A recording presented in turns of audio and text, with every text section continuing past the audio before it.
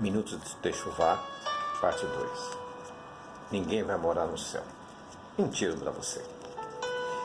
Nós lemos em Atos, capítulo 1, versículo 11. Varões galileus, por que estáis olhando para o céu? Esse Jesus que dentre vós subiu ao céu, virá do mesmo jeito que vocês estão vendo. Zacarias 14, versículo 4, diz assim: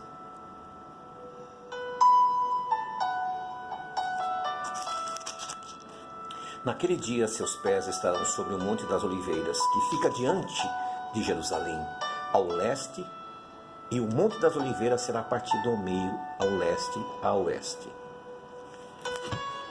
Então, a palavra é clara. Jesus retorna no mesmo lugar que subiu. Um outro texto bíblico diz assim: todo olho verá, até aqueles que o transpassaram. O que nós vemos nisso? Que esta teologia pós ou pré-tribulacional é uma mentira. Eles dizem que de repente as pessoas vão desaparecer, que Jesus virá em secreto. Isso não tem fundamento algum. As pessoas que estabeleceram esta ideia, uma delas, Margaret MacDonald, ela foi internada com esquizofrenia. Ela começou a propagar essa teoria e acabou morrendo, infelizmente, pela doença no sanatório. Scofield, tomando conhecimento desta ideia, comprou para si, começou a espalhar. Mas não era novidade nenhuma. No final do século XVIII para o XIX, o padre Manuel Lacunza escreveu um livro, A Vinda do Messias em Glória e Majestade. E esta ideia foi comprada por Guilherme Miller, que foi o precursor do movimento adventista, que foi adotado por Ellen White, que também foi acusada de ter problemas mentais. Enfim, toda essa doutrina ela foi elaborada, montada em cima de pessoas que não tinham bases para justificar e ensinar e foram contrários à palavra de Deus. A Bíblia é clara nesses termos que os mansos eles vão herdar esta terra. Jesus volta e inicia-se o milênio aqui, junto com os salvos. Nós lemos também um outro verso que é muito interessante, é sobre a questão do arrebatamento. 1 Coríntios, no capítulo 15, do versículo 50 e 54, nos dá uma ideia do que seja isto.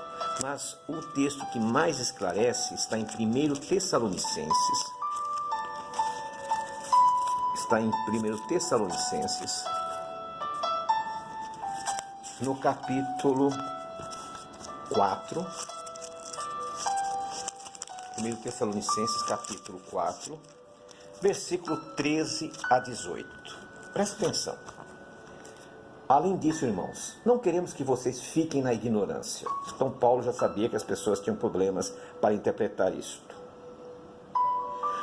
Quanto aos que estão dormindo na morte, para que não fiquem pesarosos como os demais que não têm esperança, se temos fé em Jesus, o qual morreu e foi levantado, então também temos fé que Deus trará com ele aqueles que adormeceram na morte em união com Jesus.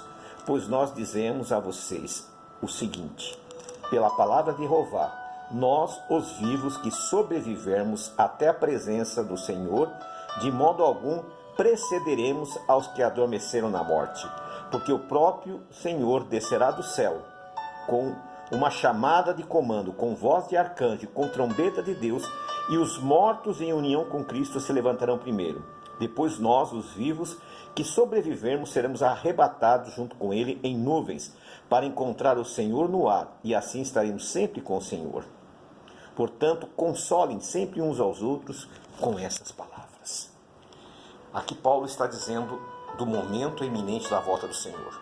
Aqueles que morreram, eles vão ressuscitar. Os vivos serão transformados e nós nos encontraremos com o Senhor nas nuvens. E das nuvens nós iremos para onde? Para Jerusalém. Ele vai descer no Monte Sião. E esse grupo especial estará para sempre com o Senhor, né? Então nós não podemos ficar simplesmente vivendo de utopia. Em Daniel, no capítulo 2, no versículo 34 e 35, ele diz ali sobre aquela estátua de Nabucodonosor, diz que uma pedra foi lançada sem auxílio de mão e derrubou a estátua que fala de toda a história humana e ali estabeleceu um reino para sempre aqui na terra. Então nós vemos que não existe nenhuma citação que diz que o povo será tirado da terra. O salmista, no capítulo 128, no versículo, diz assim: que o Senhor te abençoe desde Sião. Ele não diz que o Senhor te abençoe desde o céu, de outro planeta, de outro universo. Não, é desde Sião, porque ele está lá. Então, meus queridos, o reino espiritual é aqui, numa outra dimensão, que Deus vai estabelecer. E quando ele voltar para esta dimensão, iniciará o chamado milênio. E para finalizar, vamos para Salmos 115. Olha o que diz aqui, Salmos 115, versículo 16. Olha que joia, que preciosidade. Quanto aos céus, ele pertence a Jeová, mas a terra ele deu aos filhos dos homens. Os mansos herdarão a terra e se deleitarão nela. Sim, meus amados, essa terra será renovada. Durante 1000 anos, Jesus, os 144.000 e os salvos e as nações que sobrarem, conforme Zacarias 14, estarão nesta terra reinando. E aqueles que obedecerem a Torá serão abençoados. Aqueles que rejeitarem serão amaldiçoados.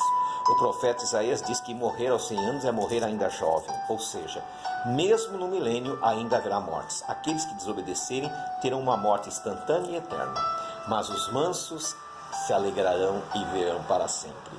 Esse é o grande propósito do plano de salvação para nossas vidas. Na parte 3 nós vamos falar de onde surgiu essa ideia absurda, né, de arrebatamento pós e pré. Não passa de balela, de teologia furada, de invencionência humana. Shalom, shalom.